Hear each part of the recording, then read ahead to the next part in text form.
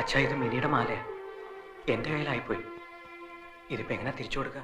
അതിനെന്താ ആരുടെയെങ്കിലും കൈ കൊടുത്തു വിട്ടാ പോരെ? നോക്കട്ടെ.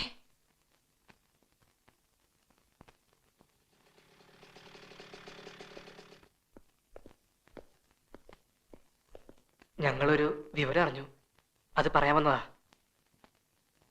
മിനിയുടെ കല്യാണം ഉറച്ചു.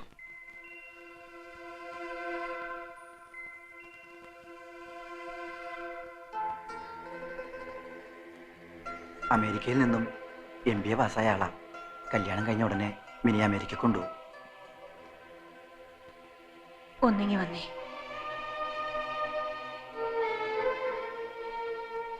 ആ കുട്ടിയുടെ കല്യാണത്തിന് മുമ്പ് നമ്മുടെ മോന്റെ നടത്തണമെന്നായിരുന്നു എന്റെ ആഗ്രഹം. എന്തിനാ നമ്മൾ അങ്ങനെയൊക്കെ ചിന്തിക്കുന്നത്?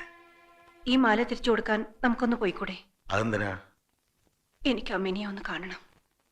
അവളെക്കാൾ നല്ലൊരു പെണ്ണിനെ നമ്മളെ ശ്രുതിക്ക് കൊടുക്കണമെന്നല്ലേ പറഞ്ഞത്?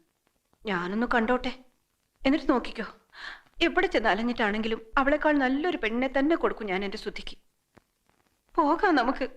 അതിപ്പോ എങ്ങനെയാ? നമ്മൾ ചെന്നാ അവർക്ക് ഇഷ്ടപ്പെടുവോ? അതൊന്നും എനിക്കറിയണ്ട. ആ കല്യാണ ബഹളങ്ങൾ